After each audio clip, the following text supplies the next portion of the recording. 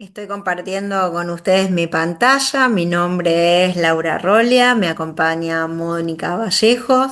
Estamos muy contentas de participar nuevamente de otra edición, la quinta en este caso, de un Congreso Humanidad. La verdad es que vamos a estar compartiendo la continuación de una investigación que estamos realizando para el Centro de Investigación en Ciencias Económicas y Sociales, el CAEX, de la Universidad Abierta Interamericana, y del Centro de Investigación en Comunicación de la Universidad de Ciencias Sociales y Empresariales, ambas aquí en Argentina. Se trata de dos instituciones cuyas sedes están en la Ciudad Autónoma de Buenos Aires, pero cuentan con representación en distintas zonas de nuestro país. Un vistazo rápido a los perfiles profesionales y de formación de ambas ponentes. Tengo un doctorado en comunicación de la Universidad de Salvador, entre otras formaciones, y la magíster Mónica Vallejos con su MBA de la Universidad de Palermo, ambas de aquí, de Argentina, simplemente aclarando el tema siglas para quienes no son de nuestro país. Aquí una síntesis muy rápida de cómo llegamos a esta investigación que les vamos a estar compartiendo. Nuestra pregunta inicial tenía que ver con la forma en que el ecosistema emprendedor se manifestaba en el ámbito de la universidad. Entendíamos que se trataba de una función importante para el desarrollo de la actividad académica y veíamos que en nuestro medio las universidades, y en particular las universidades privadas, tenían un posicionamiento importante en relación con la cuestión emprendedora, y durante varios años, a partir del 2018, empezamos a investigar sobre cómo se daba ese vínculo, proyectos en curso, tipo de institucionalidad, y entre los principales hallazgos nos encontramos con una real diferencia de esfuerzo, de interés y que se mantenía respecto de los emprendimientos de base tecnológica. Y también que había una creciente tendencia a lo que tenía que ver con iniciativas que se apoyaban desde las universidades vinculadas con los temas de diseño y comunicación. Esto fue lo que de alguna manera motivó que distintas aproximaciones posteriores en nuestra investigación nos fueran llevando justamente a indagar sobre los nuevos medios de comunicación nativos digitales. Bueno, un poco, buenas tardes primero y un poco afirmando lo que acaba de decir Laura. En los últimos 15 años en la Argentina las iniciativas más destacadas en emprendedorismo tienen que ver con medios digitales por una combinación única de factores, que es la baja barrera de entrada y estabilidad, ¿no? Para poder montar equipamientos y poder establecer las instalaciones. Por otro lado, la conexión directa con la audiencia y la personalización. Esta es la característica central, ¿no? De los medios digitales que permite una interactividad que los medios tradicionales no podían. Flexibilidad y adaptabilidad. El entorno digital es muy dinámico y está permanentemente evolucionando, por lo tanto, todos los emprendimientos en este sector tienen la ventaja de ser altamente flexibles y adaptables a las nuevas tendencias, tecnologías y demandas de la audiencia. Eh, Nuevos modelos de negocio. Los medios digitales han dado lugar a la aparición de modelos de negocios innovadores que van mucho más allá del formato que tienen los medios tradicionales que hacen uso de la publicidad, ¿no? Es decir, apareció la posibilidad de sostenerse económicamente a partir de membresías, crowdfundings, ventas de productos digitales, bueno, suscripciones y demás. Impacto y relevancia cultural. Es una realidad que los medios se han trasladado masivamente al entorno digital. obviamente en una construcción de convergencia, ¿no? Em, por lo tanto, tienen un impacto a nivel cultural muy significativo. Em, en este contexto, los formatos predominantes dentro del sistema digital argentino son los streaming y los podcasts. Los formatos de streaming abarcan desde canales de programación en vivo y on demand, eh, que han ganado muchísima popularidad, hasta producciones de nicho que son enfocadas por temáticas específicas, ¿no? En esta semana tuvimos una experiencia muy interesante que fue el streaming que realizó el CONICET, mostrando una experiencia, un proceso de investigación que se hizo en la ciudad de Mar del Plata y que fue muy impactante porque concitó el interés, un alto interés de la población en general, ganándole a todos los streaming e inclusive hasta los canales hasta las señales tradicionales, ¿no? Bueno, según Cantar y Bope Media, el desafío del streaming para el año 2025 en el sistema mediático es la saturación del mercado y sobre todo las restricciones presupuestarias, ¿no? Que obligan a reducir contenidos, perdiendo la posibilidad de ofrecer programas más frescos y exclusivos. Em, Sobre todo si se tiene en cuenta que hay una especie de fatiga de los abonados a los servicios, ¿no? de video on demand y demás. Asimismo, se ve, digamos, según Ibope Cantar Media, ven como una oportunidad que los servicios de streaming están explorando nuevas fuentes de ingreso a través de formatos publicitarios, merchandising, juegos, experiencias vinculadas a programas populares. Bueno, por otro lado, habíamos hablado del streaming y por otro lado del podcast. El podcast también ha inundado el sistema digital justamente por la reducción en las barreras de entrada, presentándose como una alternativa de consumo de audio y de video interesante. La oferta es muy amplia, incluyendo desde formatos narrativos y entrevistas hasta programas de debate, humor, divulgación, de conocimiento en general. Los modelos de financiamiento más usados son variados y a menudo están combinados. Por ejemplo, el caso de publicidad y patrocinios y suscripciones y membresías, generando además verdaderas comunidades donde se intercambian distintas opciones, ¿no? Eh, eh, digamos, para el sostén económico no solamente del medio, sino también de las personas que forman parte de esa comunidad. En algunos casos hay hasta como contrapartida a la suscripción, hay bolsas de trabajo. ¿M? Lo cual la gente agradece mucho y hace que mantenga su fidelidad a esa propuesta, ¿no?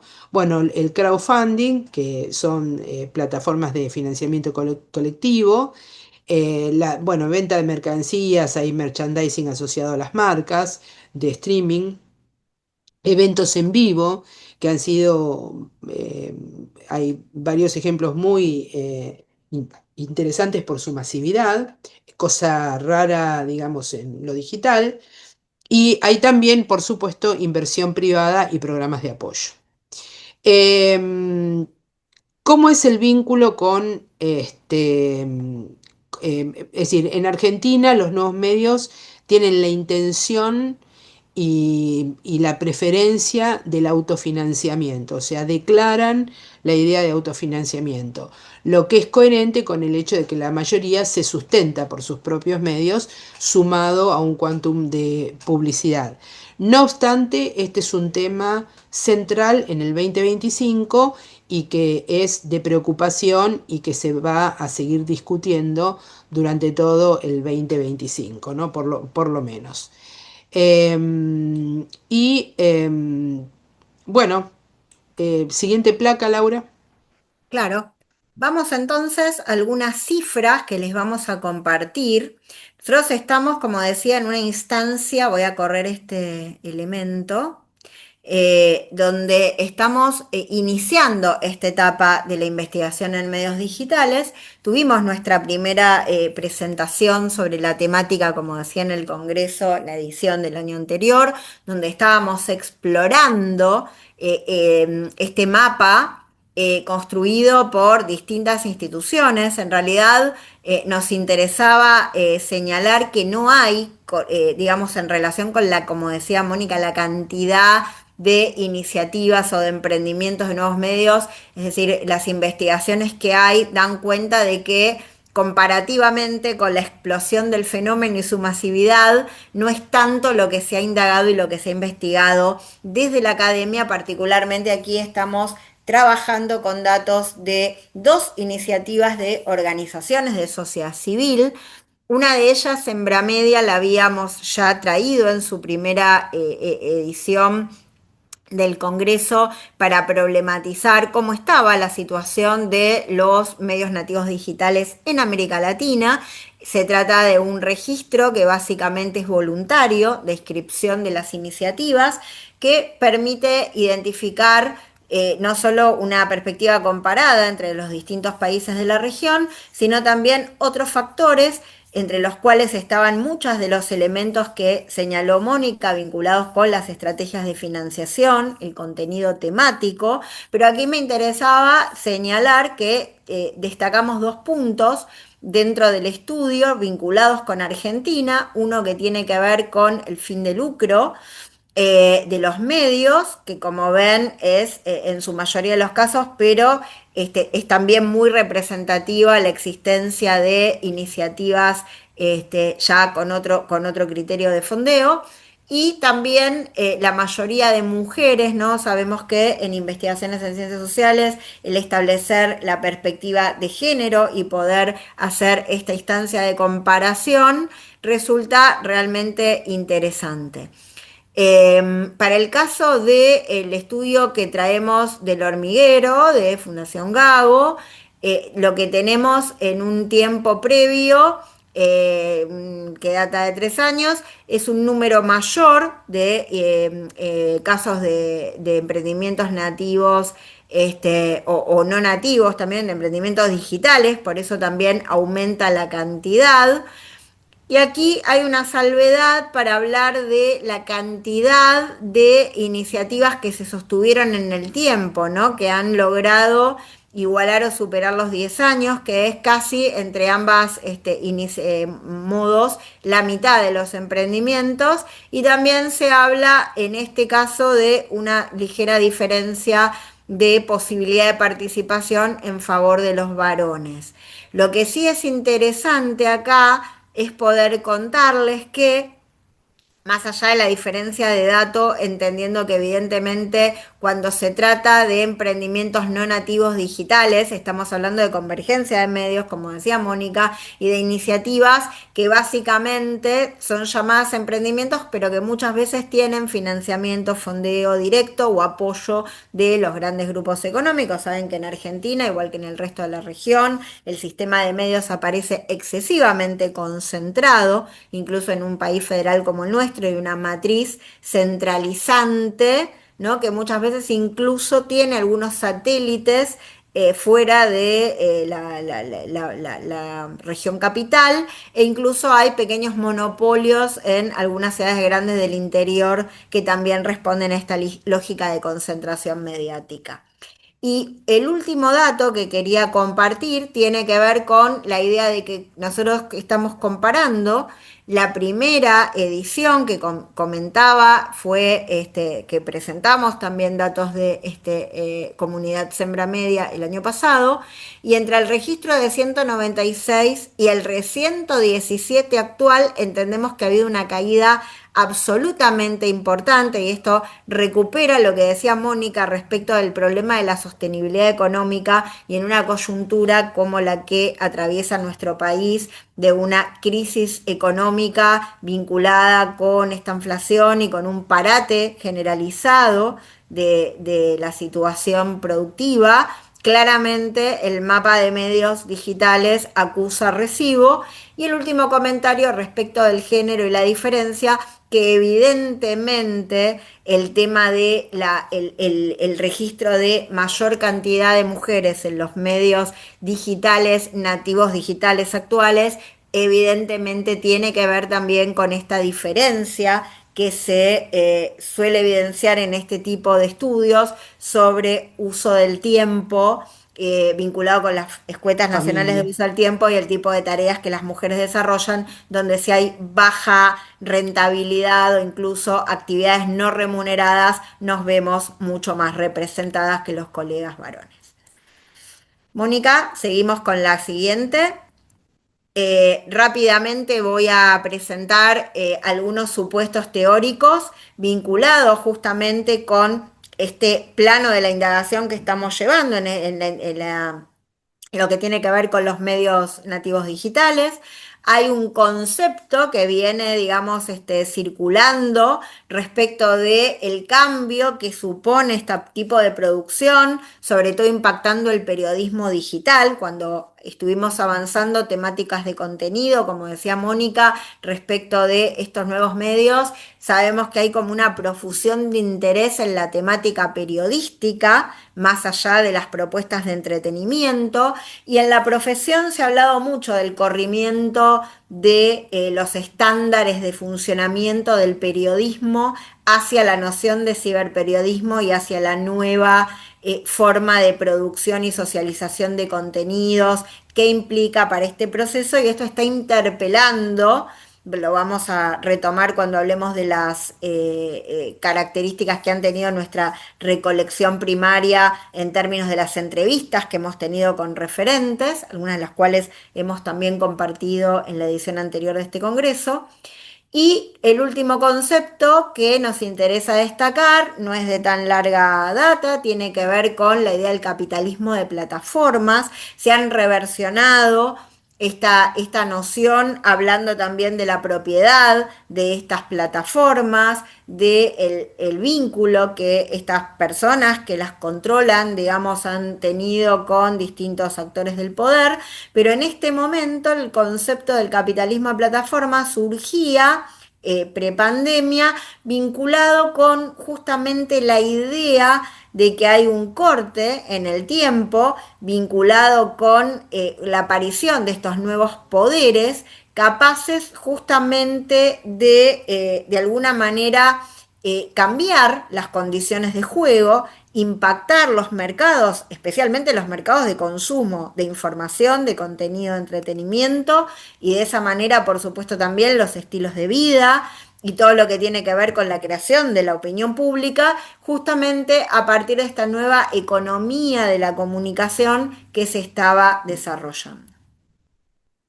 Mónica, te paso para las preguntas y nos Bueno, metemos de vamos, lleno en la investigación. sí, a partir de, bueno, de todo este estado de cosas, nos preguntábamos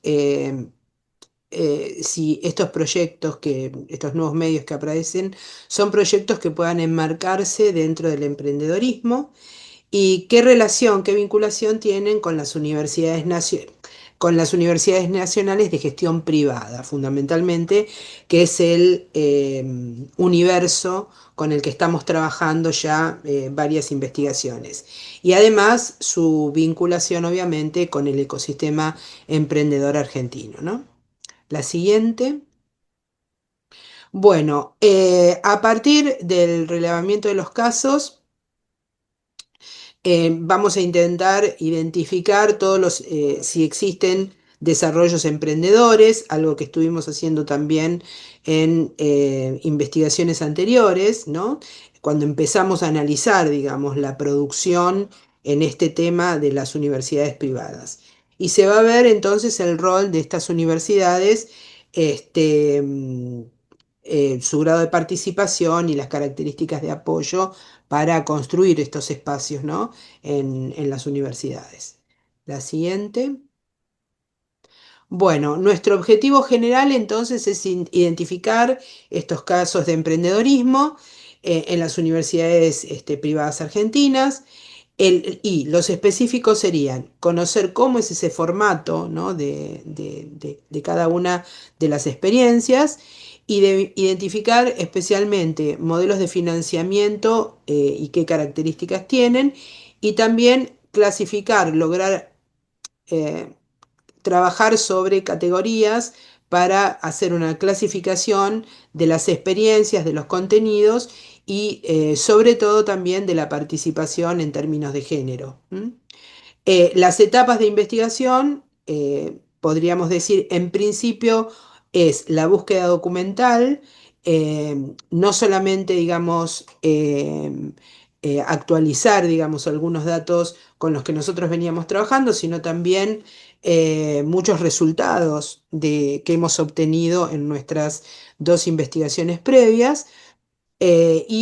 Por otro lado, la realización de entrevistas en profundidad a especialistas en el área de emprendimientos digitales, ¿no?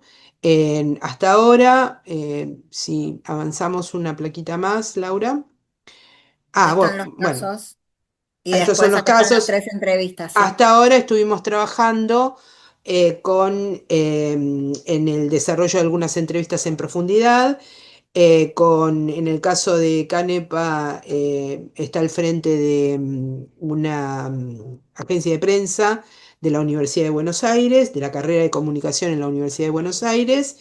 Nicolás Elevi es un emprendedor independiente y Daniel Docampo también, que participó en alguna de las jornadas que nosotros llevamos adelante, contando los casos porque tiene como varios medios digitales producto de procesos emprendedores, ¿no? Bueno, las preguntas con las que abordamos estas entrevistas tienen que ver con la situación de la universidad respecto de la enseñanza eh, de la comunicación y si existen, es decir, si hay capacitación en el tema de para desarrollar emprendedores digitales, si hay experiencias concretas que se hayan desarrollado en las universidades y cuál fue la evolución y si todavía están vigentes. Bueno, los casos de agencias de noticias universitarias, saber cómo se implementan, cuál es el tipo de trabajo que desarrollan y hasta dónde, eh, digamos, producen información valiosa y que circula, digamos, por los medios. Los contenidos académicos sobre nuevos medios y la enseñanza puntualmente sobre medios digitales. Ahora sí te devuelvo tu... Me anticipé yo, Laura. No, acá lo que nos interesaba trabajar y conversar con estos realizadores y docentes también, y estamos también con el foco de trabajar con algunas colegas para cumplir también la mirada panóptica de género que estamos buscando, tiene que ver con que estos docentes, como decía Mónica, en el caso de Alejandro, él coordina una agencia de noticias en una universidad. Nicolás y Daniel también desarrollan docencia en universidades Trabajo en la públicas y universidad. privadas en nuestro país. Y un poco la pregunta que subyace acá es cómo articulan quienes desarrollan medios digitales a partir de su propia experiencia académica y cuánto de eso se plasma en la posibilidad que después esto llegue a los programas, llegue a emprendimientos que puedan desarrollarse en el marco de las aulas con apoyo de las instituciones o a partir de iniciativas de estudiantes. Y preguntándonos todo eso es que hicimos una búsqueda un poco exhaustiva de cuáles eran de alguna manera los casos donde podcast o streaming correspondían al acervo de producción de las universidades, ¿no? Un poco empezando por lo que podríamos llamar los productos más institucionales. Fue un trabajo, digamos, con múltiples aristas porque algunas de estas no eran, digamos, fáciles de acceder en los sitios públicos de las universidades. Así que el relevamiento hasta el momento tuvo que ver simplemente con un listado, obviamente el componente de poder clasificarlos en cuanto a contenido, en cuanto a opciones de financiamiento, en cuanto a articulación con y de qué manera ésta se produce con la institución y digamos, los componentes que tienen que ver con quiénes integran los equipos de trabajo y hacer esta lógica de género que estábamos mencionando, vendrá para una segunda etapa. Por lo pronto, encontramos que sobre el universo total de las 76 universidades argentinas y en las 31 universidades privadas, encontramos simplemente estos 4 casos institucionales donde hay una referencia pública a estos podcasts y streaming. Sabemos que hay otros que funcionan, pero entendemos que están dirigidos a una comunidad muy interna y que no tienen una pretensión de publicitación o, como decía Mónica, de de difusión, ¿no? funcionar como espacios fuera de sus propias comunidades. Entonces, tenemos el caso de la Universidad Católica Argentina, de la Universidad de Belgrano, de la Universidad Austral y de la Universidad Ditel. Torcuato Di Tella, que son las que cuentan con este tipo de nuevos medios digitales y que estaremos trabajando en profundidad. Y luego identificamos también un recurso de un podcast vinculado con una red latinoamericana de universidades privadas que también estaremos mirando como una especie de caso testigo respecto del cual sacar algunos elementos para seguir trabajando. Muy bien. Mónica, ¿nos compartís un poco cómo por dónde seguimos antes de despedirnos? ¿Alguna reflexión? Sí, bueno, tenemos, por un lado, decir que el material nos ha costado mucho llegar hasta acá, ¿no? Es decir, nos ha pasado en investigaciones anteriores también, que es escasa la información, que hay que hacer una búsqueda muy exhaustiva, fundamentalmente en los espacios donde las universidades exponen su trabajo, ¿no? Porque no hemos encontrado referentes institucionales que nos pudieran dar cuenta en principio de qué era lo que estaban haciendo, cuál era la intencionalidad, o si había una intencionalidad institucional concreta. Así que el haber hallado estos 4 casos fundamentalmente, nos da pie para que empecemos a indagar a ver cuál es la proyección que tiene todo esto y la repercusión, el nivel de repercusión. Eso por un lado. Por otro lado, me gustaría decir que es una temática poco indagada, el caso de las universidades, sobre todo de la producción en emprendedurismo de las universidades privadas, lo cual lo hace más interesante aún. Hay pocas experiencias que hablen sobre esto. Y eso lo hace como más atractivo y más atrapante, ¿no? Para conocer las posibilidades que tiene eh, la academia, ¿no? Es decir, tiene mucho por hacer. En ese sentido es muy interesante como para poder hacer contrapropuestas, ¿no?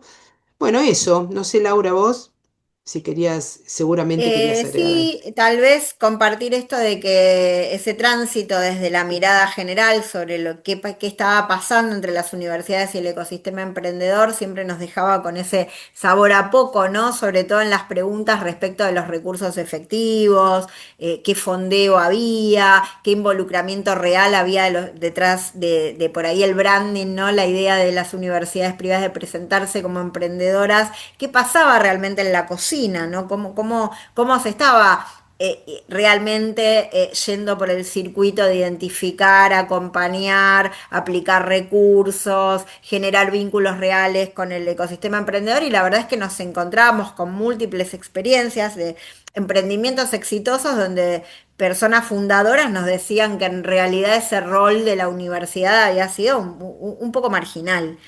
Y lo que nos preguntamos aquí es respecto del tema de la producción de contenido. Como decía Mónica, no estamos transitando una etapa de absoluto florecimiento, expansión y casi que explosión de los nuevos medios digitales. Incluso se preguntan muchos colegas si no hay una situación de reemplazo progresivo de otros formatos. Y por eso decimos también que aquí entendemos que la universidad tiene mucho para decir, mucho para hacer. Y bueno, queremos ser parte de este proceso, acompañarlo de cerca y ver qué pasa. Les agradecemos muchísimo la atención hasta acá, la posibilidad a los organizadores del Congreso de haber vuelto a ser parte. Y bueno, nos quedamos por acá también para compartir las otras ponencias. Nos veremos en una próxima edición con más datos, más Sin duda. resultados, ojalá. Muchas gracias.